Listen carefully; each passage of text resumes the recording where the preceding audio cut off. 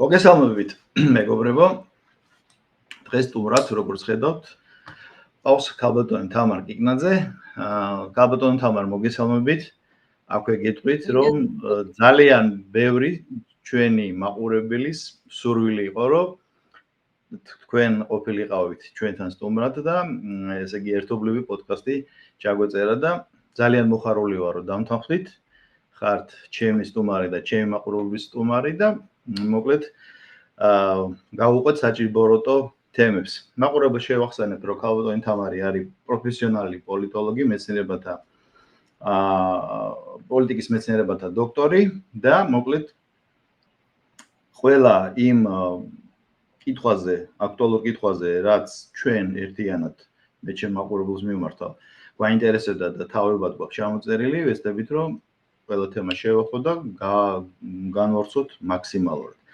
ქალბატონი თამარ, შეიძლება მსოფლიო პოლიტიკაზე ვისაუბროთ. ესე იგი გენასამბლეის საიუბილეო მე-80 სხდომის გარეშე. ნუ იმ კაზუსებზე აღარაფერს ვიტყვი ახლა, რომ ესკალატორი გამოეთიშა დონალდ ტრამპს და მერე კიდე ტელესუფლიორი რო გაეთიშა და ასე შემდეგ. ხო. მაგრამ ნუ საკმაოდ მკაცრი, შეიძლება ითქვას, მკვახე განცხადებები გააკეთა და ამას მერე დესერტად დააყოლა ის, რომ როგორც მსოფლიო მედია ამბობს და ექსპერტთა რიგი დასკვნები იდება, რომ ტრამპამ მოახდინა აქცენტების გადახალისება, ანუ შეცვალა ვექტორი და გულისხმობენ იმას, რომ ხელახლა დაუწყო უკრაინას მხარდაჭერა. იმდონემდე, რომ ერთობლივ პრესკონფერენციაზე ბრძანა ასეთი რამ, რომ უკრაინას შეუძლია და უფლება აქვს, რომ რუსეთს შეუტიოს და დაებრუნოს ის დაკარგული ტერიტორიები. რას ნიშნავს ეს ყველაფერი ტრამპისგან ესეთი სახეცვლილება პირველად არ არის, ეს სერიოზული რამ არის თუ მორიგი მისი ხრიკია და პოლიტიკური ავანტურა? მივესალმები თქვენ აუდიტორიას, ბატონო ნიკოლოზ, დიდი მადლობა მინდა იმ ადამიანებს გადავუხადო, ვინც განაპირობა ესე იგი ჩემი თქვენთან სტუმრობა და მივესალმო მათ დიდი სიამოვნებით. ეხლა თქვენ რამდენიმე შეკითხვა დამისვით, ალბათ პირველი ის თუ რა აქცენტები გააჟღერა პრეზიდენტმა ტრამპმა გენერალური ასამბლეის სხდომაზე, ხო? ნუ იგი როგორც ყოველთვის არაორდინარულობით გამოირჩა და ამას წინ უძღოდა ის, რომ ესკალატორი გაუჩერდა, შემდეგ სუფლორი არ ჩაერთო, მაგრამ ძალიან კარგად გაართო თავი აი ამ პრობლემებს და პირიქით თავის სასარგებლოდ მიმართა ეს ყველაფერი, ხო? ეს არაორდინარული სიტუაცია. ძალიან საინტერესო იყო, ახლა მაინც გლობალური სახელმწიფოს პრეზიდენტი გახლავთ ტრამპი და ჩვენ უნდა განვასხვაოთ, ესე იგი, თუ რა შინაარსის შემცველია დიდი სახელმწიფოების პირველი პირების გამოსვლა და პატარა სახელმწიფოების, ხო? ეს დიდი ძლევამოსილი სახელმწიფოები უფრო გლობალურ პოლიტიკაზე ლაპარაკობენ, გლობალურ დღის წესრიგზე, პატარა ქვეყნები იმ პრობლემებზე, რომლებიც მათ აწუხებთ. ძირითადად ამაზე არიან კონცენტრირებული. ეხლა ტრამპმა სრულიად ესეთი უნიკალური აქცენტები დასვა. იგივე ძალიან კრიტიკული იყო, ხო, მისი გამოსვლა და ილაპარაკა ბევრი ისეთ რამეზე და ძალიან კრიტიკულად იგივე ევროპის მიმართ, იგივე ამ კლიმატის დათბობის პრობლემაზე, იგივე ენერგეტიკაზე და მან გამოხატა, რომ ალტერნატივა არ აქვს ამ ენერგორესურსებსო და ამ ქარის რაღაც დანადგარებს რო დგავთო და ამ სოფლის მეურნეობასო პრობლემას უქმნითო, ხო, ამ ტერიტორიებზე თქვენ რო ათავსებთო ამ ქარის ესე იგი რომ დანადგარებმა გამოიმუშაოს ქარისგან ელექტროენერგია, ხო? და ეხლა ბუნებრივია ის ამ ნავთობწარმოების ლობის წარმომადგენელია უფრო, ხო, მათ ინტერესებს იცავს, მაგრამ იმაში, რასაც ის ამბობდა, არის ძალიან რაციონალური მარცვალი და გააკრიტიკა ევროპა ამის გამო და მე ვეთანხმები იმაში, რომ აი პარიზის ხელშეკრულება ამერიკის შეერთებულმა შტატებმა დატოვა. იმიტომ რომ ვეთანხმები ერთ რამეში, რომ დღეს ეს კლიმატის ცვლილება, როგორც მან აღნიშნა, ეს ისეთი პროცესია, რომელიც ჩვენგან დამოუკიდებლად მიმდინარეობს. მაგრამ ძალიან ბევრი პოლიტიკური ძალა ამას თავის სასარგებლოდ იყენებს და ამის გამო მთელი რიგი რაღაცა რეპრესიული მეთოდები გამოიყენება ზოგიერთი ქვეყნების მიმართ. და გააკრიტიკა ევროპა პირველ რიგში გერმანია იმ მწვანეთა პოლიტიკის გამო, რომელაც ფაქტობრივად გაანადგურა ხო გერმანიის თქვათ წარმოება და ესეც არ დააკლო და კიდევ ესე იგი რუსეთთან ესეთი მძიმე ურთიერთობების გამო ეს ენერგორესურსები იძულებულია. მე შორსა ვარ იქიდან, რომ არავინ არ ყიდულობს ევროპაში რუსულ ენერგომატარებლებს, მაგრამ ეს არ ცხადდება ოფიციალურად და ყიდულობენ საიდანაც, მაგალითად ინდოეთიდან და იმ პროდუქციას აწერია made in India. სადაა ხო ინდოეთს? ალტერნატიული ბაზარი არის. ყიდულობენ ესე გამოვიდა. ხო, ნუ ეს სრულიად ისეთი ძალიან რაღაცნაირად სასაცილოა, სატირელი რო არ იყოს, ხო? ამიტომ აი ამ აქცენტებზე და ევროპაზე, რომელიც ხარაკირის პროცესშია და საკუთარ თავს ანადგურებს იმ მულტიკულტურალიზმის პოლიტიკის, იმ მიგრაციის ძალიან დიდი დონით და თვითონ ისიც წინააღმდეგია ხო ამ მიგრაციისა ამერიკის შეერთებულ შტატებში.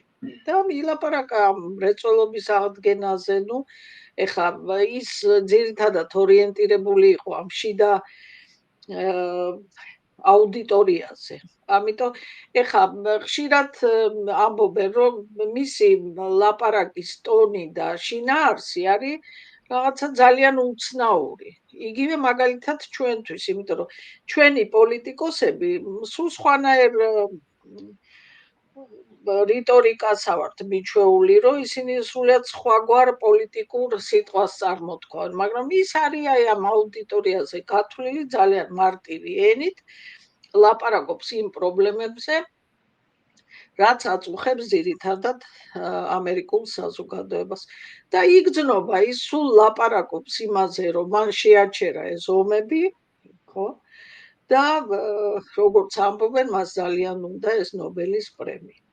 და ალბათ ვნახოთ როგორ წავა 10 ოქტომბრამდეა ვადა წარდგენის ამ ლაურეატების და კომისიის განხილვის და ვნახოთ როგორ დამთავრდება ეს ყველაფერი.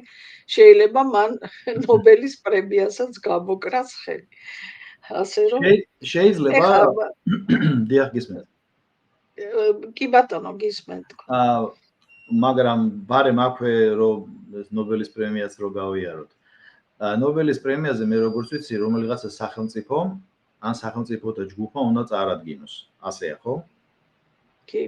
და ეხლა თუ თქვენ გაქვთ ინფორმაცია, არის ვინმე ამით დაინტერესებული, რომ დონალდ ტრამპი ნობელის პრემიაზე წარადგინო? არა, მე მგონი აზერბაიჯანის და სომხეთის პრეზიდენტიც თანახმა არიან ამაზე. იმიტომ რომ ითვლება, რომ ტრამპმა ძალიან პოზიტიური როლი შეასრულა ამ კონფლიქტის გადაჭრაში. და ჩემი წინასწარი გათვლით, მე მგონი არც რუსები არ იქნებიან წინააღმდეგი. ტრამპი იხილონ ამ პრემიის ლაურეატი. ქალბატონო თამარ, ისე ნიუ-იორკში რო დავრჩეთ ისაიძე, კერძოდ პირველ ავენიუზე, მე ჩემს ექსკლუზივებს ვაჟღერებ ხოლმე, ახლა ნიუ-იორკი კარგად ვიცი და მოკლედ გაეროს შტაბ-ბინაში და შტაბ-ბინასთან ესეთ საპროტესტო მიტინგებიც კი ჩატარდა პალესტინის მხარდასაჭერი. მე თვითონ ვნახე. და ამას პასუხად მოხდა ის, რომ დიდი ბრიტანეთის გვირგვინის გავლენის ქვეშ ყოფილმა სახელმწიფომ, თავად დიდი ბრიტანეთმა, ავსტრალიამ და კანადამ აღიარეს პალესტინის სახელმწიფო, მანამდე ერთი დღით ადრე მე როგორც ვიცი საფრანგეთმა და ლუქსემბურგმა, ბელგიამ. ბოლო ერთი თვის განმავლობაში ევროპის ყველა წამყვანმა ქვეყანამ აღიარა, მე როგორც ვიცი, ორბანი იკავებს თავს და იტალიის პრემიერ-მინისტრი. ანუ იტალია და უნგრეთი ჯერჯერობით პასიურობენ პალესტინის აღიარებაში. მაგრამ კითხვა სხვა რამეში მდგომარეობს. ფაქტობრივად, აი ანგლოსაქსურმა კოალიციამაც რო ამერიკის წინააღმდეგ ფაქტობრივად გადადგეს ეს ნაბიჯი და ტრამპის მოწოდებების მიუხედავად მაინც აღიარება მოახდინეს. პლუს დასავლეთ ევროპამ. შეიძლება ითქვას მთლიანად ევროკავშირმა. ეს არ გამოიწვევს ნატოში განხეთქილებას. როგორ უნდა იურთიერთონ ერთად, როცა ყველაზე კრიტიკულ საკითხში ისინი ვერ თაფდებიან. ეს არის ამერიკის სასიცოცხლო ზონა ახლო აღმოსავლეთი. ფაქტობრივად ისრაელი მიიჩნევა ამერიკის დანამატად, იმიტომ რომ ბიუჯეტის ძალიან დიდი ნაწილი ფინანსდება ამერიკის შეერთებული შტატებიდან და ვინ უფრო ძლიერია, ესე იგი ებრაული ლობი ამერიკაში თუ იგივე ვთქვათ ისრაელში ეს კიდე საკითხავია, ხო, ისრაელის სახელმწიფოში. ეხლა პოლიტიკაში როგორ არის როდესაც არის ქვეყნებს შორის ურთიერთობა, არაფერი არ არის აუცილებელი, რომ ისინი ყველაფერში თანხმდებოდნენ, ხო? და მე ძალიან ხშირად ვამბობ ხოლმე, რომ პოლიტიკა ეს არის ძირითადად ვაჭრობის სფერო. ერთ-ერთმა მაყურებელმა დამიწერა კიდევაც ერთ-ერთ კომენტარში, რომ რა არის პოლიტიკაო ვაჭრობაო. ამას ვასწავლით ჩვენ და ამერიკულ სახელმძღვანელოებში თქვენ შეგიძლიათ ნახოთ, ეს trade კი არ ქვია, bargaining, ხო? ინგლისურად. ანუ ეს ვაჭრობის პროცესი პოლიტიკაში. ზოგიერთ შემთხვევაში ემთხვევა ამ ქვეყნების ინტერესები, ზოგიერთ შემთხვევაში არ ემთხვევა, მაგრამ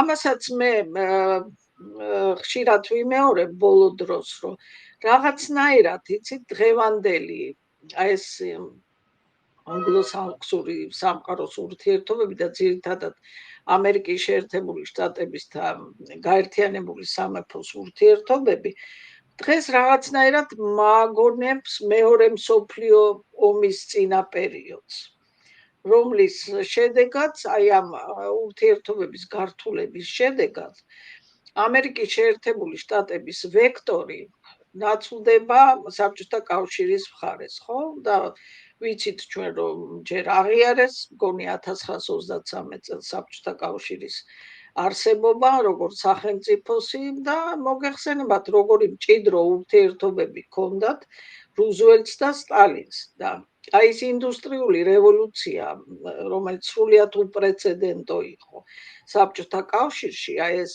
აღშენებლობა, რომელიც ძალიან სწრაფი ტემპებით მიმდინარეობდა და 10 წლის განმავლობაში მოხდა ისეთი ინდუსტრიალიზაცია, რომელიც არ მომხდარა აქამდე ისტორიაში. და აი დაახლოებით აი ეს პერიოდია, რაღაცნაირად ისტორია მეორდება ხოლმე.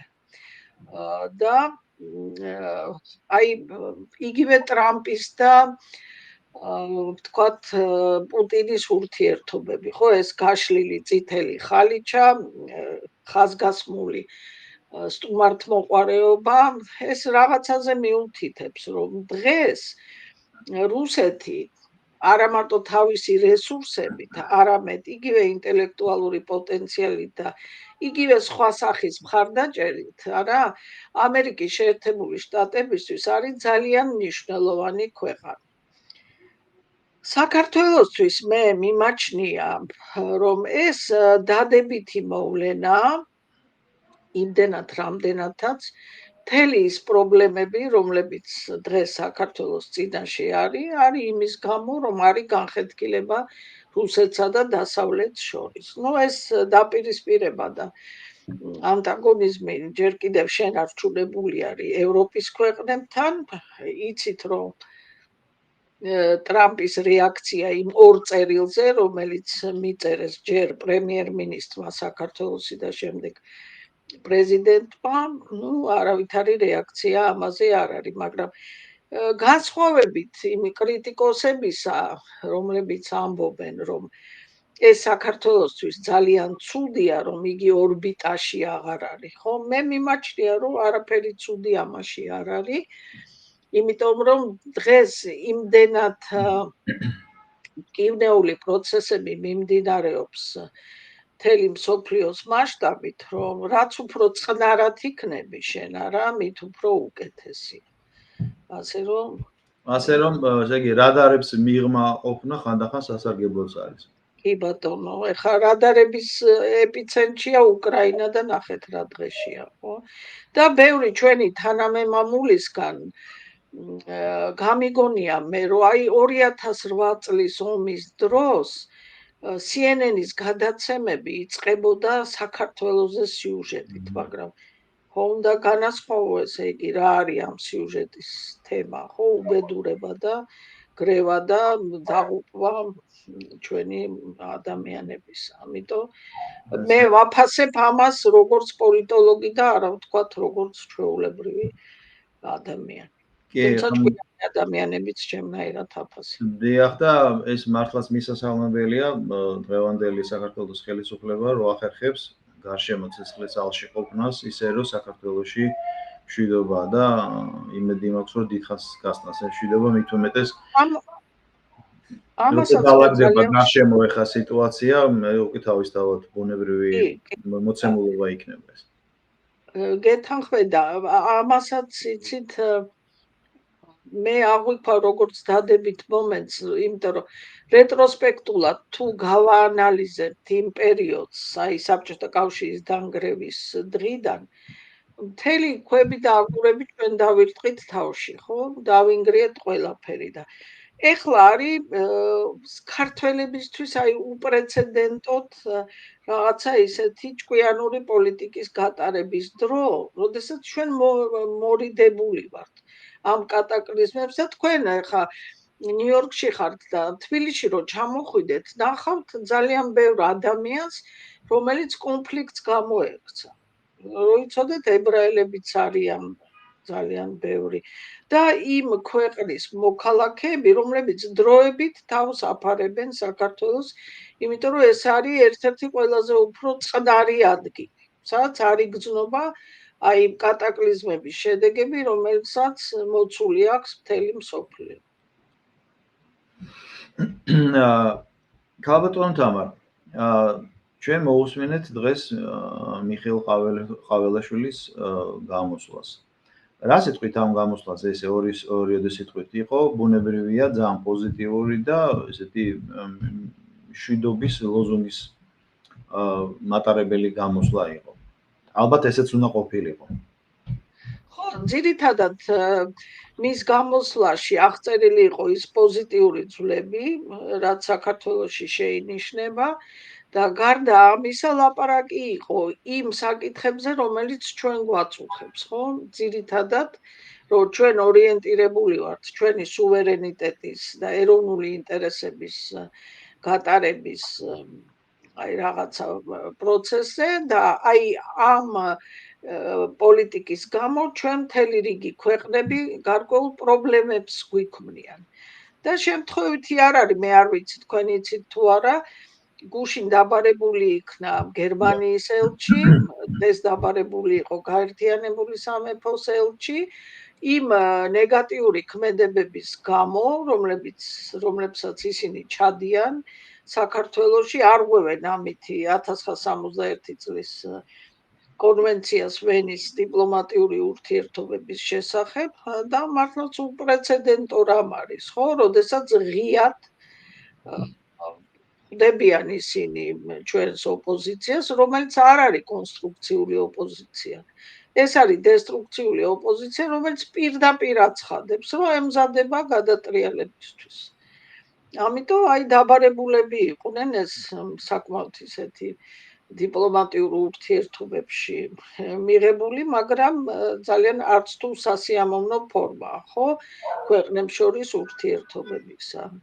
და ამ შემთხვევაში, როდესაც ელჩები ასე იქცევიან, ეს რო იყოს, ვთქვათ, რაღაცა ძლიერი და დიდი სახელმწიფო, უფრო რადიკალური ზომებით შეიძლებოდა მიღებულიყო და ვთქვათ, ეს ელჩები პერსონა ნონ გრატად გამოცხადებულიყვნენ და გაძევებული ყოფილიყვნენ საქართველოდან, მაგრამ ამ ჩვენი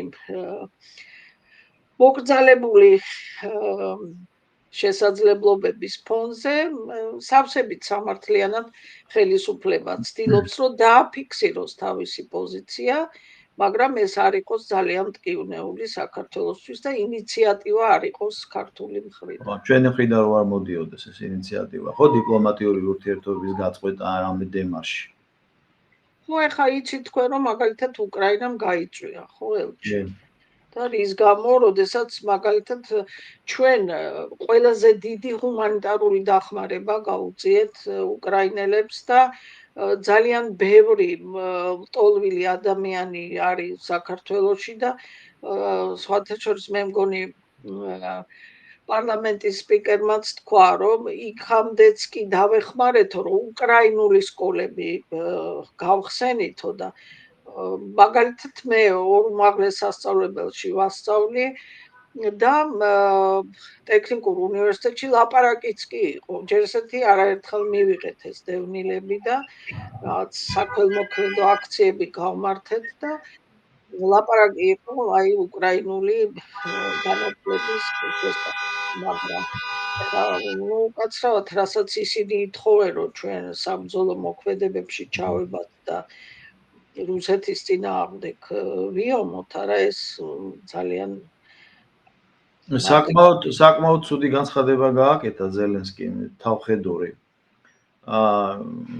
საქართველოსა და ევროკავშირის ურთიერთობაზე თითქოს ევროკავშირმა დაკარგა საქართველო, რაღაც ცუდ კონტექსტში მოიხსენია პლიუს და რაღაც მოლდოვას მოუწოდა, უბრალოდ ევროკავშირს მოუწოდა და დარჩენილ მსოფლიოს, რომ მოლდოვა მაინც შეინარჩუნა. და მოკლედ არ ეშვებიან რა იმის მაგერად, რომ თავის პრობლემებს მიხედონ და რეალური აქცენტები დასვან ყველაზე მეგობრულ ქვეყანას ფაქტობრივად რამის ომი გამოუცხადეს და მე კარგად მახსოვს, როცა ჩერნობილის ტრაგედია მოხდა, ჩვენებმა როგორი გულისხმიერება გამოიჩინეს, მთელი დინამოს კიევი თბილისში იყო გადამბარგებული თავის ოჯახით და უამრავი ჩვენი ორი ქვეყნის ისტორიის განმავლობაში უამრავი ძალიან კეთილშობილი და ესეთი მეგობრული ნაბიჯი აქვს საქართველოს გადადგმული და ეხლა რაღაც წარმოუდგენელ თავხედობაში გადადის უკვე თავად პრეზიდენტის და როგორც ჩანს უკრაინის ესეთი კოლექტიური ხელისუფლებაც, მაგრამ ეს მაცინდიზე იყოს და როცა იქნება და როგორც იქნება ეს კონფლიქტი რომ დამთავრდება, მე იმედია ყველაფერი ნორმალურ პროცესში გადავა და ჩვენი ურთიერთობაც იმედიად მოგვარდება. უკრაინა დარჩება იმ მდგომარეობაში. ეხლა კატასტროფაა, ხო? დაახლოებით 20 მილიონი არის დარჩენილი. და ეს დევნილები მთელ მსოფლიოში არიან მიმოფანტული და ეხლა მომავალში კიდე როგორი ბედი ეწევათ მათ კაცმა არ იცის და ამას სინათ ვკითხულობდი, ანალიზი იყო რა ბედი შეიძლება ელოდოს უკრაინელებს. რომ ნაწილი, ვთქვათ, რუსეთში გარუსდება, ის უკრაინელები, რომლებიც, ვთქვათ, სხვა ქვეყნებში არიან, მომდევნო თაობები უკრაინელები აღარ იქნებიან, ასე რომ უკრაინას ძალიან მძიმე დღე დგას და იმის განცხადება, ემისი არ იყოს 2008 წლის ომის დროს, ჩვენ რომ წაგებული ომი აღვნიშნეს, იქოს მოვიგეთ, ხო? ეხლა დღევანდელი ამ პოსტმოდერნის ეპოქაში ეს არის ძალიან საინტერესო, რომ გვარამია როგორც აცხადებდა, არა, ფაქტს კი არა აქვს მნიშვნელობა მიშა, არამედ როგორი აღქმებია და ეხლა უნდათ რომ აღვიქვათ ჩვენ, რომ უკრაინა არის მოგებული, მაგრამ არ არის მოგებული, მას ძალიან მძიმე ბედი ელოდა თურმე და აი ეს ახალი მსოფლიო წესრიგი, რომელიც ძალიან მტკივნეული პროცესია, ხო, ისტორიას თუ გადავავლებთ თვალს და თეორიულადაც გავაანალიზებთ არა, ვიღაცის ხარჯზე ხდება ეს ყოველთვის. და აი დღევანდელი ახალი მსოფლიო წესრიგის ფორმირების ერთ-ერთი ეპიცენტრი არის უკრაინა, იმიტომ რომ ჯერ ესეთი უკრაინა არის პროქსი სახელმწიფო. თვითონ პრეზიდენტიც არ არის უკრაინელი ხალხის ინტერესების გამომხატველი, მაგრამ ხანდახან აი რაზე ვფიქრობ ხოლმე, რომ აქეთ მხარესაც ერთი ხალხია და იქით მხარეს, ხო? რუსებში ძალიან ბევრი უკრაინული გვარით არიან და უკრაინელებში აი გადაკლული ანტირუსია და ამ დროს რუსული გვარი აქვს მას, ხო? ეს არის იმ საინფორმაციო ომის შედეგი, რომელსაც დღეს ზოგიერთი ქვეყანა აწარმოებს და იმ საინფორმაციო ბაცილის შედეგი, რომელსაც ძალიან ეფექტური შედეგი აქვს, ხო? ამიტომ საწყალი უკრაინელები აი მსხვერპლი არიან ამ ჰიბრიდული ომის. ძალიან სასიამოვნო. ზუსტად მსხვერპლი რო არიან ამ ჰიბრიდული ომის, როგორც თქვენ სწორად აღნიშნეთ, აბსოლუტურად გეთანხმებით. დღეს ჟურნალისტებმა დაუსვეს შეკითხვა საქართველოს პრემიერ-მინისტრს და მათ თქვა, რომ ამგვარ განცხადებებზე პასუხისგაცემა აღის, იმიტომ რომ ქვეყანა ომშია და პირიქით თანაგრძნობა უნდა გამოხატოთო ამ ყველაფრის მიმართ. ალბათ ეს ყველაზე ადამიანური და ჰუმანური რეაქცია იყო ჩვენი პრემიერ-მინისტრისგან. რომ ამ პოლემიკაში და რაღაც უაზრო კამათში რო არ შევიდა, როგორც არის, ისე იყოს და ცალმხრივად ვიმეგობროთ.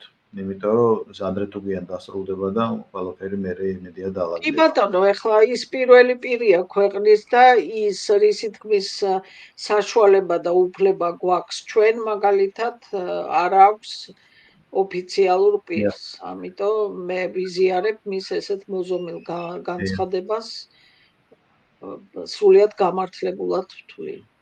თუმცა ემოციურად ხო, მე ჩვენ კიდე შეგვიძლია და უფრო მკაცრად შევაფასო, როგორც ახლა ჩემი შეფასება იყო თავხედურ დამოკიდებულებას დაკავშირებით. სახელმწიფო მოღვაწეები სხვა საქმეა. კაბატონ თავარ. ტრამპს ყოველთვის აქვს პრეტენზია, ჯერ კიდევ ვაშინგტონში ვარ, იმაში უკაცრავად ნიუ-იორკში ვარ და ტრამპს ყოველთვის ჰქონდა პრეტენზია, რომ იგი ნატოს ინახავდა. პრეტენზია კი არა, უბრალოდ გამოთქვავდა პრეტენზიას, რომ ჭარბობს იძლეოდა ნატოში და ნატოს, ანუ ამერიკის სამხედრო ქოლგის ქვეშ აყოფებდა მთელ ევროპას. და ეხლა ნელა-ნელა თითქოს უნდა რომ შეამციროს დონაციები, 5%-მდე გაზარდა თითოეული ნატოს ევროპულმა ქვეყანამ შენატანი და აი ეს კონფლიქტი, რომ ნატოს წევრებმა აღიარეს პალესტინა, ანუ ფაქტობრივად ამერიკის სახელმწიფო კურსის წინააღმდეგ წავიდეს. ხო არ იქნება იმის საწინდარი, რომ მან კიდევ უფრო შეამციროს შენატანი და ის 5%, რაც ევროპის ქვეყნებს აქვს, კიდევ უფრო გაიზარდოს და ისედაც დაცემისკენ წასული ეკონომიკა კიდევ მოირღვევა და საბოლოო ჯამში შესაძლოა ევროკავშირის დაისი ვნახოთ შეიძლება 26-ში, უკვე 26 წელს. ჩემი აზრია ეს, რომ ნატო და ევროკავშირი, ჩემი აზრით, არიან წინა მსოფლიო წესრიგის გადმონაშთები. და ისინი აქტუალურები იყვნენ იმ მსოფლიო წესრიგის პირობებში, როდესაც არსებობდა საბჭოთა კავშირი, შემდეგ როდესაც დაინგრა საბჭოთა კავშირი, რამდენიმე ხანი კიდევ აქტუალური იყო ევროკავშირის არსებობა, მაგრამ როგორც ზოგიერთი ექსპერტი აღნიშნავს, რუსეთ-უკრაინის ომის ერთ-ერთი მნიშვნელოვანი მიზანი სწორედ ევროპის დასუსტება იყო. და ტრამპსაც აღარ აინტერესებს ევროპა. ნახეთ რა განცხადებებს აკეთებს ის და ნახეთ ევროპის აი ეს სრული ესეთი კეთილდღეობა, ხო, ეხა ევროპული სახელმწიფოები იყვნენ საყოველთაო კეთილდღეობის სახელმწიფოები, ეგრეთ წოდებული welfare states. და რის ხარჯზე იყვნენ ესენი აი ამ კეთილდღეობითი და საქართველოს სხვათა შორის იმიტომ აირჩია ეხლა ქართველებს არა ბუნებრივად აქვთ რაღაცა პროგრესისკენ და კარგი პირობებისკენ სწრაფვა. შემთხვევითი ხო არ არის. ევროპა ასოცირდებოდა პროგრესის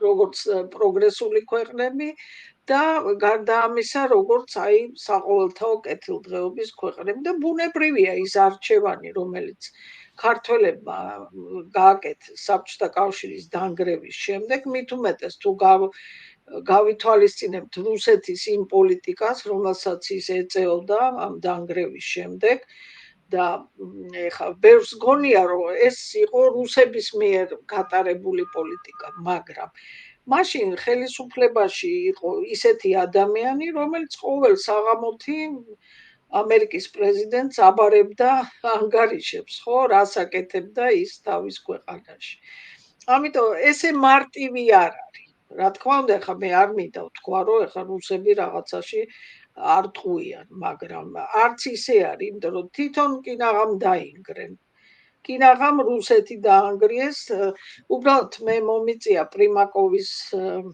წიგნების თარგმნა და აი იქ ძალიან კარგად არის ასახული პრიმაკოვი როდესაც აღწერს აი ამ პროცესს ხო ეგრეთ წოდებული სუვერენიტეტის აღლუმი რო დაიწყო რუსეთში ელცინის დროს და როგორ აიძულებდნენ რუსეთს რომ ელცინს რომ აიღიარებინა ჩეჩნეთის დამოუკიდებლობა და იმ ნუ მოკლედ ეს ძიიჩენკო მისი ქალიშვილის კლანი მაგრამ აი გაჭედა ამ ჩეჩნეთზე და ნუ არაფრით რო ეგონათ რომ უკვე აღიარებდა ამ ჩეჩნეთის დამოუკიდებლობას და ეს იქნებოდა რუსეთის ფედერაციის რღვევის დასაწყისი ну არავითარ შემთხვევაში და მე ის იყო სხვათა შორის მე მაშინ მოსკოვში ვსწავლობდი და მახსოვს ეს დრო ძალიან კარგად როდესაც გაიღვიძებდი უცებ და ახალი პრემიერ-მინისტრი გამოჩნდებოდა ხოლმე და კინდერ სიურპრიზებს უწოდებდნენ ამ პრემიერ-მინისტრებს ხო მაშინ ხო და ამიტომ ესე იგი არ უნდა აღვიქვათ ეს პროცესები ისე უნდა ჩაუღრმავდეთ რა იყო ამის მიზეზი და უკვე დამავიწყდა არა ევროკავშირის ღვევასთან დაკავშირებით ხო ევროკავშირი ანუ შენატანები რო გაიზრდება ხო ეკონომიკა ვერ გაუძლებს და როდენდე იქნებიან ხო და ნახეთ რა იყო კიდე ხა ჩვენ თუ თვალს მივადევნებთ ძალიან ბევრი საწარმო ევროკავშირიდან იმის გამო რომ აი ესეთი მდგომარეობაა დღეს შექმნილი რაზეც იგივე ტრამპმა ილაპარაკა ხო ამ მწვანეთა მოძრაობის აღზევება და ეგრეთ წოდებული სასარგებლო იდიოტების არსებობა ხო იმაში ევროპაში როდესაც დარჩენ ყოველგვარი ენერგომატარებლების გარეშე იგივე ის Nord Stream-ის აფეთქება Nord Stream 2-ის აფეთქება ხო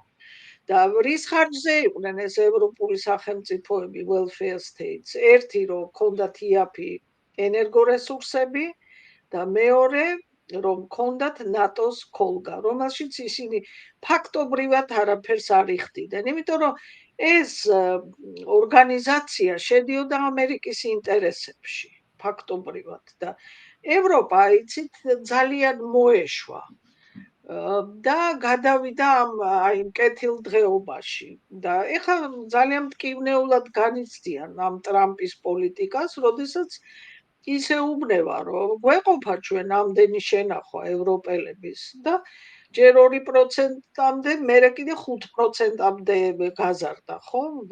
მთლიანი შედაპროდუქტის ეს ნატოში გადასახადი, მაგრამ ნახეთ ახლა ხელისუფლებაში მყოფი ეს პირველი პირები და ის ესტაბლიშმენტი, რომელიც არის ევროპულ სახელმწიფოებში,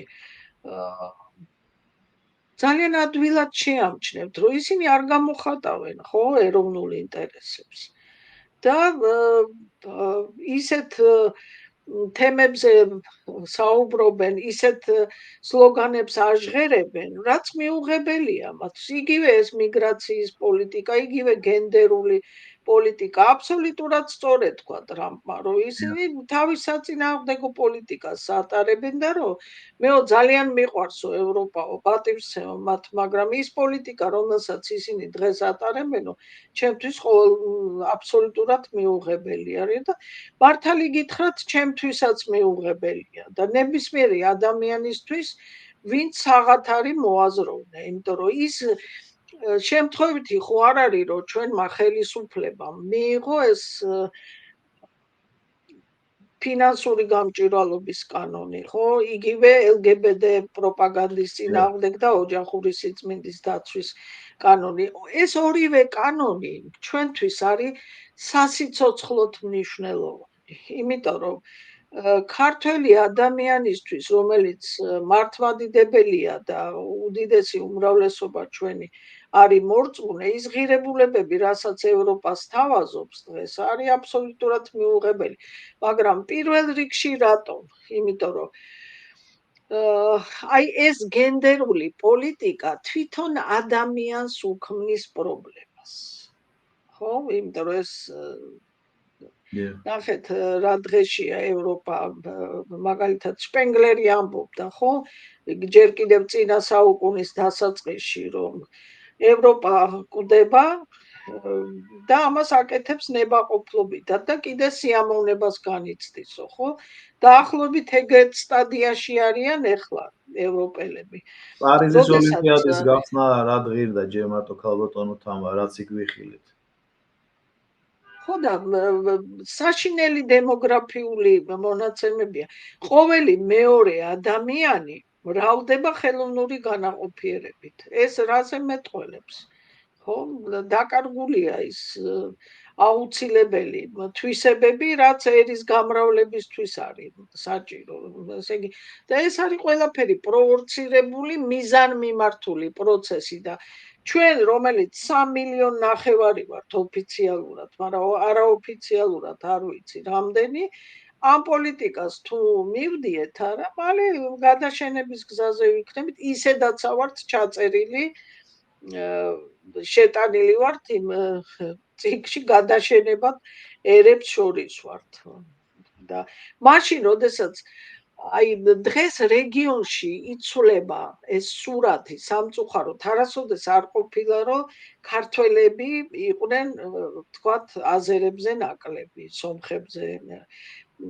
თქვენ რომ გადაავლოთ ეხლა დემოგრაფიულ სურათს, აი ერთ-ერთმა ჩემმა დოქტორანტმა, პარლამენტის დეპუტატია, სხვათა შორის ის დიმიტრი ხუნდაძე, დაიცვა დისერტაცია აი ამ დემოგრაფიულ პრობლემებზე და ძალიან მძიმე სურათია. აზერბაიჯანი ყოველწლიურად მრავლდება 99,000 ადამიანით. თქვენ წარმოიდგინეთ, მატება აქვს სომხეთს და საქართველოს აქვს კლება. და თუ ესე გაგრძელდა, აი ამ მიგრაციის სიკვდილიანობის და ასე შემდეგ, ხო, და ეხლა ამას თუ ის გენდერული პოლიტიკაც დაემატება, არა? და ის ჰიბრიდული ომი, რომელშიც ჩვენ ვართ, ეს ნარკოპოლიტიკა, რომელიც აქ წარმოებდა, ეს ჰიბრიდული ომის ერთ-ერთი ძალიან ისეთი აქტუალური თემაა, ხო? ძალიან დიდი რაოდენობა ახალგაზრდობის მოიხმარს ნარკოტიკებს და ეხლა წარმოიდგინეთ თქვენ ადამიანი, რომელიც ნარკოტიკებს მოიხმარს, ის სახელმწიფოსთვის გამოუსადეგ არის. კი, აბსოლუტურად გეთანხმებით. ქალბატონო თამარ, და აი ნელა-ნელა ნაბიჯ-ნაბიჯ გადმოვედით რეგიონალური პოლიტიკის განხილვაზე. საქართველოს და მის გარშემო შექმნილი სიტუაცია.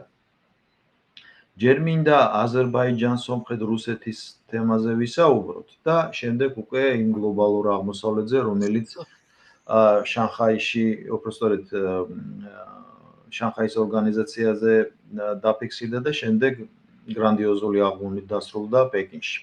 ჯერ უშუალოდ ჩვენ მეზობლებზე ვისაუბროთ. აზერბაიჯანი, სომხეთი და რუსეთი. უცნაური სამკუთხედი შედგა გამომდინარე იქიდან, რომ რატომღაც დონალდ ტრამპს ანდეს იმ ზანგეზურის კორიდორის განხილვა საერთოდ და ამ ორი ქვეყნის შერიგება. რა იყო ეს? რასთან გვაქვს? მე მაგალითად ჩვენმა ოპოზიციამ ატეხა ერთი ამბავი, რომ აი რუსეთი გადის აქედან, ამერიკის შეერთებული შტატები შემოდის და ზანგეზურის კორიდორი, ესე იგი ტრამპის ინიციატივა, მაგრამ როგორც ხედავთ, იმის მერე არაფერი წინ არ წაწეულა, ხო? და ამ მოვლენასაც და ამას ვამბობ ყოველთვის, რომ პოლიტიკა არ არის ერთგანზომილებიანი პროცესი. რასაც ჩვენ ვხედავთ და ჩვეულებრივი ადამიანისთვის მაგალითად ის სხვანაირად აღიქმება, ხო? მაგრამ სპეციალისტები, პოლიტიკოსები, პოლიტოლოგები ამას სხვანაირად აღიქვამენ და მეც მინდა რომ აი რაღაცნაირად ჩემეული აღქმა მოგახსენო. მოგეხსენებათ რომ ბოლო დროს ძალიან დაიძაბა ეს ურთიერთობები რუსეთ-სომხეთს, რუსეთ-აზერბაიჯანს შორის და ეს იყო იმის წინაპირობა თითქოს რუსები რეგიონიდან გადიან. მე ყოველთვის ვამბობდი, ახლა გამომდინარე იმ ისტორიიდან, რომელიც ჩვენ ვიცით და გარდა მაგისა არსებობს კიდე ეგეთი გეოპოლიტიკური კოდის ცნება, რუსეთის გასვლა კავკასიიდან არის სრულად წარმოუდგენელი. სხვათა შორის მე და ერთ-ერთმა ჩემმა კოლეგამ, რომელიც თან სპეცსამსახურებში მუშაობდა, დავწერეთ წიგნი პოსტსაბჭოთა სივრცეში უსაფრთხოების რაღაცა კონტურების შესახებ და რადასკვნარ გავაკეთეთ, იცით, რომ არც ერთი ქვეყნიდან, პოსტსაბჭოთა ქვეყნიდან რუსეთის სპეცსამსახურები არ გასულა და მათი როლი ძალიან ძლიერია აქ მიმდინარე პროცესებში. ამიტომ ესეთი მარტივი აღქმა ამისა, რომ რუსეთი გავიდა და ამერიკის შეერთებული შტატები შემოვიდა, არა, ეს ძალიან არის გულუბრყვილობა, ასე ვთქვათ. ჩვენ უნდა ვიცოდეთ, რომ ქვეყნები, როგორც უკვე ჩემი აი ამ ჩვენი საუბრის დასაწყისში ვთქვია რა, ხან ურთიერთობენ რაღაც საკითხებში და მე რატომღაც გამომდინარე იქიდან, ეხა ალიევი არ არის იმ დონის პოლიტიკოსი, რომ არაფიქსირებდეს იმას, რომ რუსეთთან ესეთი ურთიერთობა მას კარგს არაფერს არ მოუწევს და აქედან მე ეს მაძლევს საშუალებას თქვა, რომ მის უკან და ეს აღიარებული ფაქტია, არის ინგლისი, რომელიც აიძულებს მას, რომ გადადგას ისეთი ნაბიჯები, რომელსაც ის დგავს, რომელიც ფაქტობრივად არის აზერბაიჯანისთვის ძალიან წამგებიანი. და უამრავი სიუჟეტი იყო იმის შესახებ, ხა მე მოსკოვში ვცხოვრობდი და ვიცი, ვთქვათ, აზერბაიჯანელები რა მდგომარეობაში არიან. მთელ ბაზრებს მოსკოვისას აკონტროლებდნენ აზერები, რომლებიც ძალიან დიდ შემოსავალს ნახულობდნენ. იქ საკმაოდ ძლიერი დიასპორაა, რამდენიმე მილიონიანი და აზერბაიჯანში გზავნილების სახით იგზავნებოდა ძალიან დიდი ფინანსური ნაკადები, რომელიც ძალიან კარგად მოქმედებს, ვთქვათ, აზერბაიჯანულ მოსახლეობაზე. გარდა ამისა, მათ აქვს ძალიან ბევრი საერთო ენერგო პროექტები, რუსებს და აზერბაიჯანელებს. და რაც მთავარია, სოფლის მეურნეობის ექსპორტი რუსეთში. და აი ამ დაძაბული სიტუაციის შემდეგ შეწყდა მაგალითად ექსპორტი. და ძალიან დიდი ზარალი ნახა ქვეყანამ და ადამიანებმა, რომლებმაც ვერ განახორციელეს, იმიტომ რომ რუსებმა უცებ აღმოაჩინეს, რომ იქ პომიდორში რაღაც ჭხირებია, ვთქვათ, იქ კიდე რაღაც სოფლის მეურნეობის პროდუქტებში რაღაც დარღვევებია და შეაჩერეს ეს ექსპორტი. როგორ მეცნობა ჩვენ ღვინოში და მინერალურ? იგივე ჩვენ მიმართები, გახსოვთ ის სანიტარული ექიმი, გლავნე სანიტარნი ვრაჩ რო იყო. ონიშენკო ყველას პირზე ეკერა, ხო? ხო, ეხლა სომხეთზე აღარ ვლაპარაკობ, მე მგონი 80% ამას წინათ ვკითხულობდი, მთელი მისა არის რუსეთთან დაკავშირებული. და ამ ვითარებაში წარმოიდგინეთ, ეხლა ეს ორი სახელმწიფო ართულებს ურთიერთობებს რუსეთთან. ესე იგი, მათ უკან დგას ინგლისელების ჭრდილი, ან ყურები, როგორც გინდათ ისე თქვით, ხო? ეხლა ისიც უნდა გავითვალისწინოთ, რომ ინგლისი და ამერიკა დღეს კარგად არ არის ერთმანეთში. ანუ ნახეთ, ესე იგი, ის რომ ინგლისის გავლენა არის აქ, შეიძლება არ მოწონს არც რუსეთს, მინდა გითხრათ. ამ ფონზე, ესე იგი, ყარაბაღის კონფლიქტის ძირითადი წარმატების მიზეზი იყო თურქეთ-აზერბაიჯანის ალიანსი. ამ თურქეთის უკანაც ხო ინგლისი დგას. ანუ აქ იკვეთება ძალიან ბევრი რაღაცა გადაკვეთის და დაპირისპირების მომენტი. ამიტომ ტრამპის ამ პროცესში ჩაბმას მე მაგალითად დადებითად აღვიქვავ იმ თვალსაზრისით, რომ რაღაცნაირად იგი ცდილობს, რომ რეგიონიდან ინგლისის რეგიონში შეაფერხოს და შეასუსტოს ინგლისის გავლენები. და გინდა ამას ტრამპის კორიდორი დაარქვი, გინდა ვინ იდგება, მთავარი არის იქ ეს არის ხო მთავარი. და ამ შემთხვევაში რუსეთის პოზიცია რა იქნება? დაუშვათ ლონდონის განდევნა ზონიდან კარგია და ამერიკის ამ შემთხვევაში რუსეთის და ამერიკის ინტერესები ერთმანეთს ემთხვევა. გასაგებია. ამით რატო იცით? ტრამპს ეხლა შემთხვევითი ხო არ არის ეს დათბობილი ურთიერთობები. ამ შემთხვევაში ტრამპს ჭირდება რუსეთი. იმიტომ რომ აი ცნობილი კისინჯერის ტრიადა ხო არ შეიძლება ამერიკის შეერთებული შტატები ერთდროულად დაპირისპირებული იყოს ჩინეთთანაც და რუსეთთანაც. ხო ეს ძალიან მძიმე სურათი იქნება ამერიკის შეერთებული შტატებისთვის, იმიტომ რომ რუსეთი არის უდიდესი რესურსების ქვეყანა და არა მარტო თქვათ აი ამ სასარგებლო წიაღისეულის თვალსაზრისით, მე მინდა გითხრათ, რომ გონებრივი რესურსიც, ხო, ინტელექტუალური რესურსიც არის ძალიან დიდი. და კარგახანი რას ლაპარაკობდნენ? რა არის ამერიკული უნივერსიტეტი, ხო? ამერიკული უნივერსიტეტი ეს არის ჩინელი სტუდენტები, რომელსაც ლექციებს უკითხავენ რუსი და ებრაელი ლექტორები და პროფესორები. ამიტომ ყველაფერი ამის გათვალისწინებით ეს პროცესი არც თუ ისე მარტივი და აი რაც ზედაპირზე ჩანს, ისეთი გასაანალიზებელი. გასაგებია. ხაბდონ თამა ჩვენი წარმომადგენლობა არ იმყოფებოდა შანხაის ორგანიზაციის სამიტზე, ბუნებრივია ალონზე მით უმეტეს.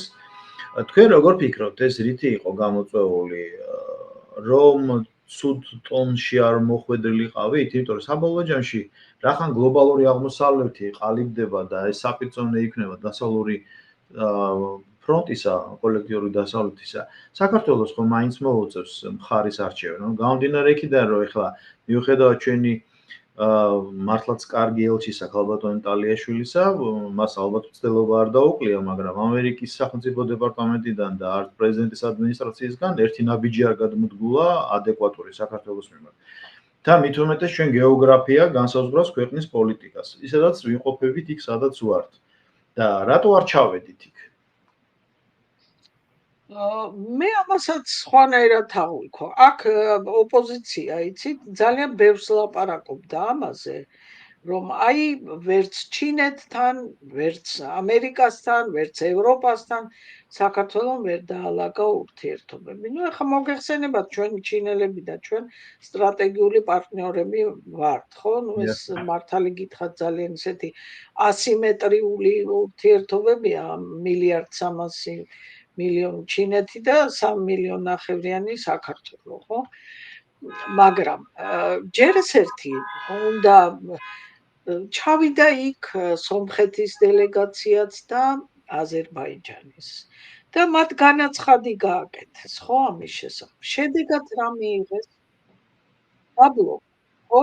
ერთი დაბლოკა ინდოეთმა, პაკისტანმა და მეორე ინდოეთმა. ხო, პაკისტანმა და ინდოეთმა. ანუ არც თუ ისე წარმატებული ვიზიტები იყო. და ჩვენ არ წავედით. ესე იგი, ჯერ ესეთი რატო არ წავედით? მოდით. ჩვენ კონსტიტუციაში გვაქვს გაცხადებული, რომ ჩვენი გზა არის ევროატლანტიკურ სტრუქტურებში გაერთიანება. ანუ კონსტიტუციასაც არ გვაქვს, ხო? როდესაც მიდიხარ და ითხოვ იქ გაწევრიანებას.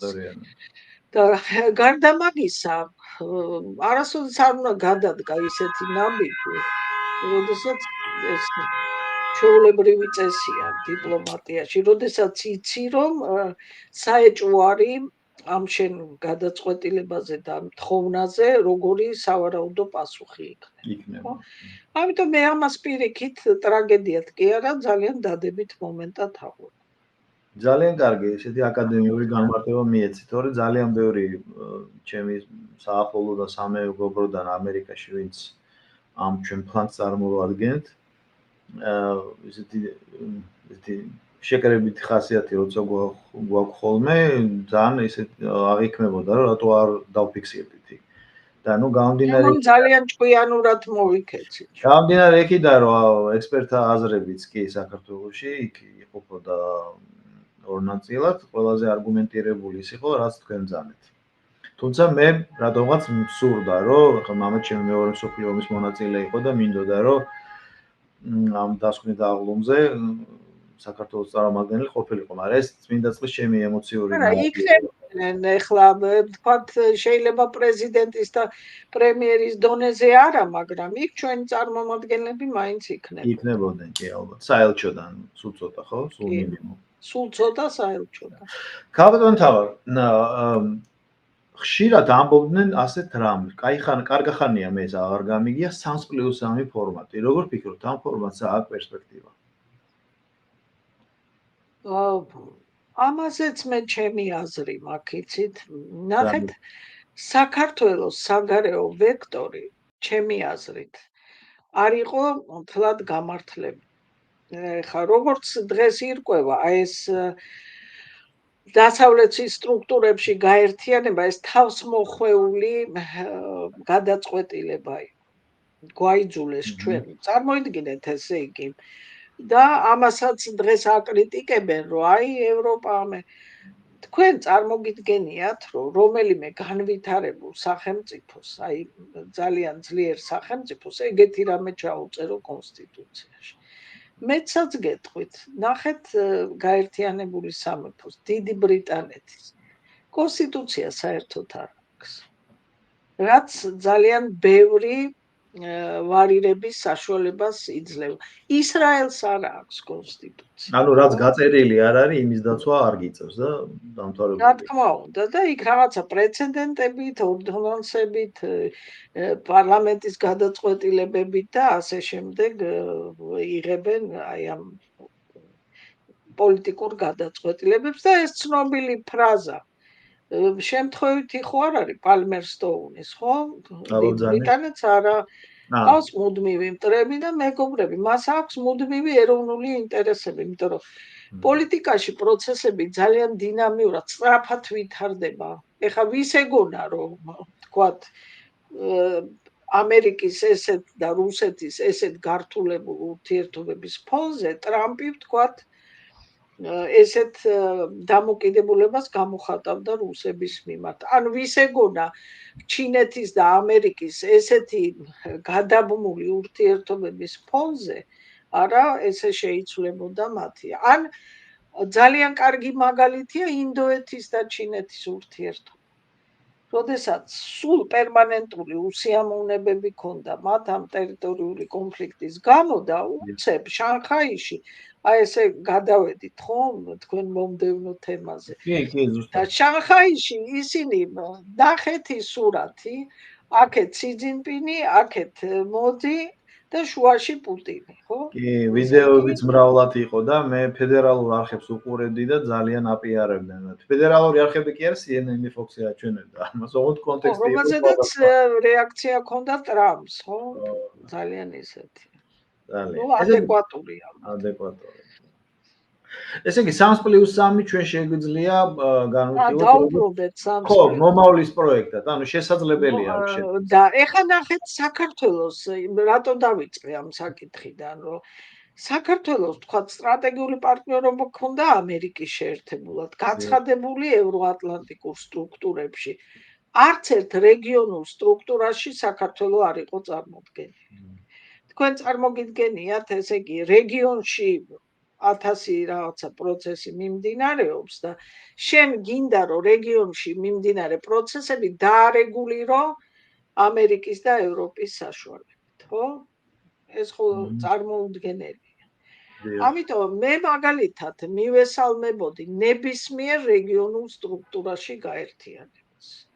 და ირანის პრეზიდენტი, როდესაც ჩავიდა აზერბაიჯანში და მალევე ეს კატასტროფა მოხდა, ხო, თვითონ. მან ნახეთ ხო, განაცხადა, რომ რეგიონის საკითხები უნდა გადაწყვიტონ რეგიონის ქვეყნები.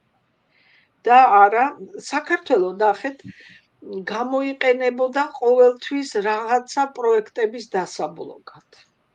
ხო, იგივე 3+3 პროექტის ბლოკირება საქართველოზე მოდის, როდესაც არაოფიციალურად ყოფილი ამერიკის ელჩი გამოვიდა და თქვა, რომ ეს არ არის გამართლებული, რომ საქართველოს იურთიერთოს იმ ქვეყანასთან, რომელიც მიერ არის 20% ოკუპირებული. ხო, ეს ძალიან რო შეხედო ჩვეულებრივი ემოციური თვალსაზრისით, არა, სწორი არის, ხო? მაგრამ შენ გეუბნებიან, რომ არ უნდა დაელაპარაკო, რუსეთთან ლაპარაკი არ შეიძლება და მას უნდა ებრძოლო. ეხლა ბრძოლით რუსეთთან შენ რამეს მოიგებ, როდესაც დასავლეთი შემოიფარგლება მხოლოდ აღშფოთების და შეშფოთების რეჟიმით. და ეს ძალიან კარგად 2013-ში ვნახეთ, 2008-ში ვნახეთ, მეტი რამდენჯერ უნდა ვნახოთ.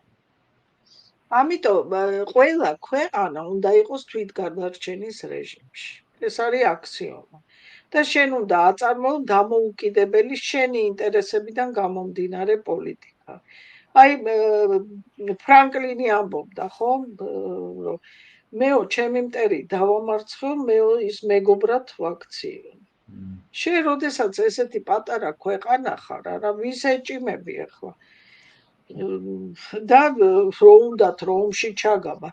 აქ ლაპარაკი იმაზე კი არ არის, რომ შენ ცუდად იქნები ან კარგად იქნები, საერთოდ იქნები თუ არა. ამიტომ იმ ხალხს მინდა მოუწოდო, ვინც ემოციებს აყოლილი რაღაცა სულელურ განცხადებებს აკეთებს, ხო? და რაღაცა სასარგებლო იდიოტების როლში გამოდის.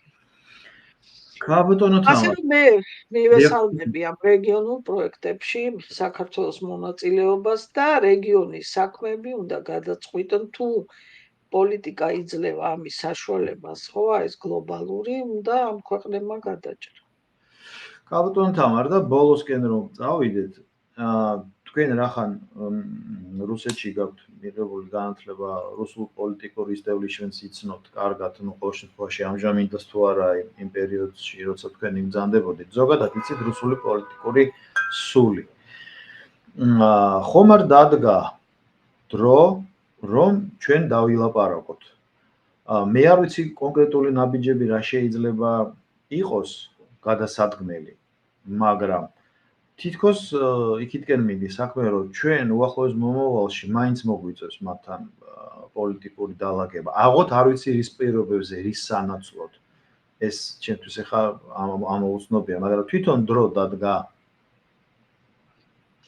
მე არ მივეკუთვნები ისეთი ადამიანების როლს, რომლებიც იცით მისტირიან საბჭოთა კავშირს და გონიათ, რომ რუსეთი ისეთ პოლიტიკას გაატარებს საქართველოში, როგორიც ეს იყო საბჭოთა კავშირის არსებობის პირობებში. რატო იცით, აბსოლუტურად სხვა თაობაა მოსული, რომელიც ძალიან პრაგმატულად აზროვნებს და აი 2008 წლის ომის დროს ხა სააკაშვილი რო ამბობს, რომ არ ჩამოიშალა ქვეყანა და მაინც შენარჩუნებული იქნა და არ შემოვიდნენ რუსები ბოლომდე, ხო, თბილისში. რატო არ შემოვიდნენ? გამომდინარე თავიანთი პრაგმატული აზროვნებიდან, ხო? იმიტომ რომ ქვეყანას დღეს სხვა აბსოლუტურად სხვა ეტაპია, სხვა აზროვნებაა, სხვა მოცემულობაა. დღეს ქვეყანას ეგრე არავინ არ იპყრობს, როგორც იპყრობდნენ წინათ, რომ მოვიდოდნენ და ოკუპირებას მოახდენ, ხო? იმიტომ რომ მოახდენ ამ ქვეყნის ოკუპირებას, მერე უნდა არჩინო ისინი. დიახ. და ნახეთ პასუხისგებლობაც კი არ აიღეს რუსებმა ამაზე და ყველაზე ცუდი სცენარი განახორციელეს. წაიღეს ის, რაც უნდათ. რაშიც სააკაშვილმა როგორ შეუწყო იცით ხელი. ძალიან კარგად წერს ამის შესახებ პეტრე მამრაძე, რომელიც ამბობს, რომ იყო 6 პუნქტიანი შეთანხმება, როდესაც სარკოზი ჩამოფრინდა თბილისში და მე-6 პუნქტი ეხებოდა რას? რომ ამ რეგიონების აღიარება და სტატუსი არ უნდა გადაწყვეტილიყო დასავლური თანამეგობრობის ჩარევის გარეშე. მე-6 პუნქტი, აი მათი საყვარელი, იმათ გასაგონად ვამბობ, ვინც მიშას ფანია, ხო? პირდაპირ მისი დამსახურება ამ ტერიტორიების დამოუკიდებლად აღიარება. მან ეს მე-6 პუნქტი საერთოდ ამოიღო. რამაც მიცა საშუალება რუსებს, რომ ეღიარებინათ აფხაზეთის და ოსეთის დამოუკიდებლობა. ასე რომ მათი ძვირფასი მიშას დამსახურება, რომელმაც დაიწყო ეს ომი. და ეხა რამდენიც არ უნდა თქვა, რომ არ დაიწყო, მე რა ეხა სკლეროზი არ დამწყებია და არც იმ ადამიანებს, რომლებიც ტელევიზიით უყურებდნენ, როგორ მიდიოდნენ იმითი ტრიბუნით და დროშებით და ამბობდნენ, რომ ჩვენ უნდა აღვადგინოთ ტერიტორიული მთლიანობა. და აი მისი დამსახურებაა, რომ დღეს უფრო უკანა ვართ, ვიდრე ვიყავით, ხო, მის 2008 წლის ომამდე.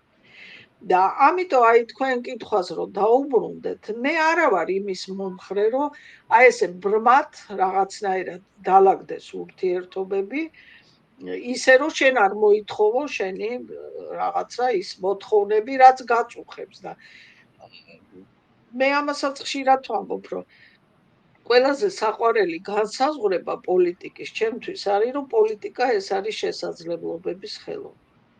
შენ თუ ჭკვიანურად იმოქმედებ და ვთქვათ შესთავაზებ ყველა იმ დაინტერესებულ მხარეს, რომელიც აი ამ კონფლიქტით არის დაინტერესებული, ისეთ პოზიტიურ რაღაცა მატრიცას, გეგმას, ხო? სადაც ყველა მხარის ინტერესი იქნება გათვალისწინებული, არა? დღეს სრულიად რეალურია ტერიტორიული მთლიანობის აღდგენა. და მე რა იცით ხა რომ შეხვდე და მოლაპარაკება აწარმოო, თქვათ იმ კალიბრის ადამიანებისთვის, აი როგორიც არის იგივე პუტინი, იგივე ლავროვი, ხო? ეს ძალიან სერიოზული ხალხია, რომლებიც იმ დონეზე არიან, თქვათ პოლიტიკაში ჩახედული და იმ დონის პროფესიონალები, რომ წყალზე წაგიყვანენ და წყალს არ დაგალევიდნენ. ამიტომ მათთან ესე უბრალოდ თქვათ მოლაპარაკების დაწყება ალბათ არ შეიძლება. რაღაცა მოთელვითი სამუშაოებია, ლატენტური მოლაპარაკებები, რაც მიღებულია პოლიტიკაში, რა რესურსები და მე რატომღაც მგონია, რომ შეიძლება ეს წარმოებს კიდევ. ანუ პრინციპში ეთანხმების დრო გაგდა. ძალიან კარგია და დღეს არის ისეთი მომენტი, რომელიც შეიძლება აი არ ვიცი, საუკუნეებში ერთხელ იყოს. ხელსაყრელი პირობები შენი რაღაცა ტერიტორიული პრობლემის გადაჭრისა. თუ შენ სწორად არჩევ აი ამ დღის წესრიგს და სწორ შეთავაზებებს გააკეთებ. მაგრამ ამ მოლაპარაკებების ფანჯარას ეხლა თქვენ ხედავთ, გვაქვს ეს პერიოდია, რომ შეიძლება ნაბიჯები გადავდგათ უკვე თუ ჯერ ადრეა. მე მთელი ის პროცესი, რაც დღეს მიმდინარეობს გლობალურად და გამომდინარე საქართველოს დაფიქსირებული ეროვნული ინტერესისა რა, მე სულაც არ მიმაჩნია, რომ ეს შეუძლებელია. პირიქით, ამის დრო ალბათ დადგა. და რომ დავასრულოთ საუბარი, ესეთი კითხვა მაქვს, ჩემს რესპონდენტებს ვეკითხები ხოლმე ხშირად. საქართველოს კონსტიტუციური მოწყობა შესაძლოა, რომ იყოს აფხაზებისთვის, ოსებისთვის და ბუნებრივია რუსებისთვის, როგორც კონფლიქტის მონაწილე მხარე, რომ ჩვენ ერთიან სახელმწიფოში წარმოვიდგინოთ ეს ორი ავტონომია. რას გულისხმობ? ორპალატიანი პარლამენტი, სადაც წარმოდგენილი იქნებიან სრულფასოვნად ოსეთისა და აფხაზეთის წარმომადგენლები და ქვედა პალატამ რო დავუშვათ განახორციელოს ის, რასაც ეხლა აკეთებს პარლამენტი, ხოლო საგარეო პოლიტიკის განსაზღვრელი იყვნენ დავუშვათ სენატორები. შესაძლოა ეს იყოს გადადგმული კარგი ნაბიჯი? იცით რა არის? მსოფლიოში რამდენი ქვეყანაც არის, იმდენი მას უნიკალური ტერიტორიული და პოლიტიკური მოწყობა აქვს. ეს ძალიან ბევრ რამეზეა დამოკიდებული. ხალხის ისტორიულ წარსულზე, მენტალიტეტზე, ფსიქოლოგიაზე, დღევანდელ მოცემულობაზე, ხო? ისევ ვიმეორებ, შესაძლებლობების ხელოვნებაა პოლიტიკა. ამიტომ იცით რა არის? აი მაგალითად ეხა ინგლისი როგორი გაერთიანებული სამეფო. მათ აი ამ 4 შემადგენელ ნაწილს, ხო? იმდენი დამოუკიდებლობა აქვს თავისი პარლამენტებით განხორციელებული, მაგრამ ერთი ქვეყანაა გაერთიანებული სამეფო. ხო? და ფედერალურიც კი არ არის და კონფედერალურიც კი არ არის ეს ქვეყანა, ხო?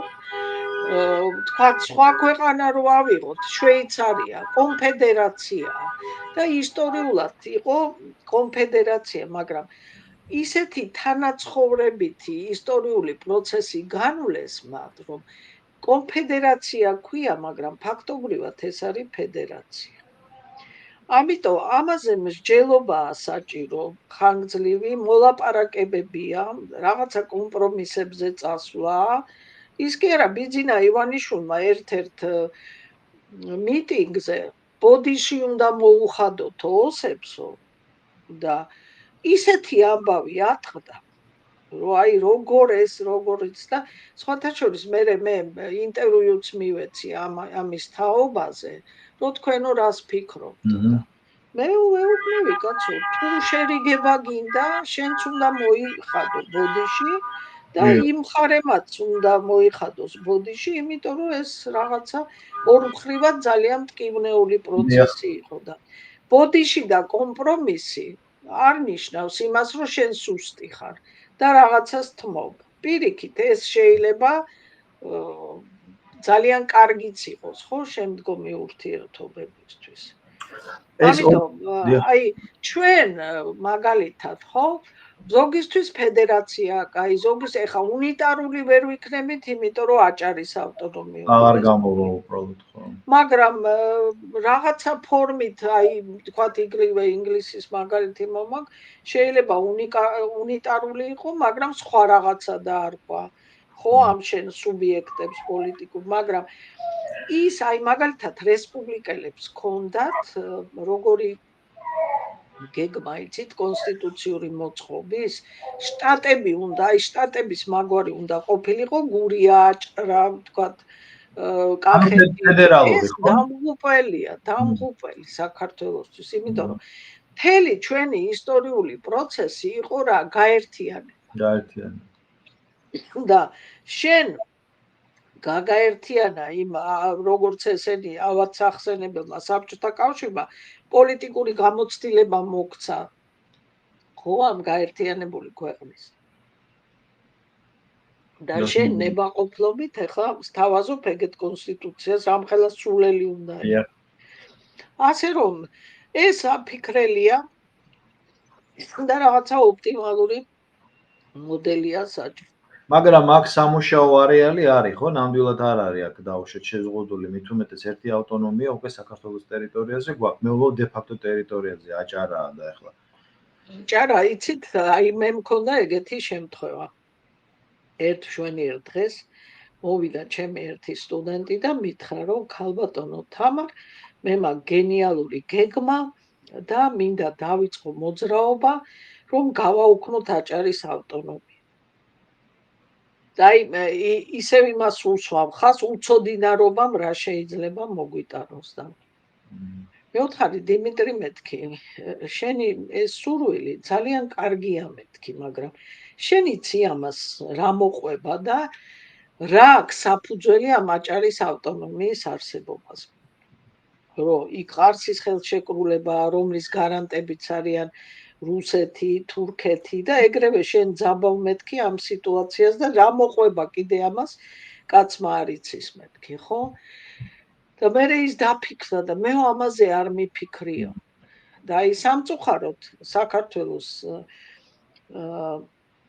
პირობებში და ეხა ამ ხელისუფლებას ნამდვილად არ ეკუთვნის ეს წინა ხელისუფლების პირობებში, არა, ისე დაუფიქრებელ ნაბიჯებს დგავდნენ, რომლის შედეგიც იყო დამღუპელი საქართველოსთვის. ამიტომ რას აკეთებ, შენ უნდა იცოდე. და განსაკუთრებით ეს რთულია პოლიტიკაში. გასაგებია. ჯერის რა დღედა აზერბაიჯანის საზღვარზე სალომე ზურაბიშვილი მივიდა და ფოტოები რო გადაიღო სამხედროების ფონზე და როგორ აღიქვა ეს აზერბაიჯანმა იგივე ჩვენმა მე იმასაც ახლა არ გამოვრიცხავ იცით ბატონო ნიკოლოზ გამომდინარე სალომე ზურაბიშვილის დღევანდელი აქტიურობიდან რომ ის ხვისი ქვეყნის ინტერესებს ატარებდა და შესაძლებელია აი ამ პროცესის ესკალაციაც კი ქონდა ჩაფიქრებული. ეს გულისხმობს ზუსტად ხო დაუდევრობა და პლუს კიდე ანგარებით გაკეთებული, ანუ გამიზნულად. ქალბატონო თამარ, უღრმესი მადლობა ამ ინტერვიუსთვის. ყველა საკითხს ბუნებრივია ერთ ინტერვიუში, ერთ პოდკასტში ვერ განვიხილავთ. მე იმეც ვიტოვებ, როცა თქვენ დრო გექნებათ, ვიცი რა გადათვირთული ხართ და თუ როცა დრო გექნებათ, პერიოდულად რო შევხვდეთ, იმიტომ რომ თემები უამრავია, ქართველების დაინტერესება აქ ვინც ვართ, ჩვენს პლატფორმაზე, მოდი ესე ვთქვათ. თქვენი პერსონი და ზოგადად აი ტრადიციული კონსერვატიული პერსონები ძალიან დიდია და მე მოხარული ვიქნები თუ თქვენ კლავაც მესტუმრებით. დიდი მადლობა ბატონო ნიკოლოზ, რომ მომეცით საშუალება, რომ გაუზიარო ჩემი შეხედულებები თქვენ აუდიტორიაზე. დიდი მადლობა კიდევ ერთხელ საუკეთესო სურვილებით და მომავალ შეხვედრამდე. თქვენც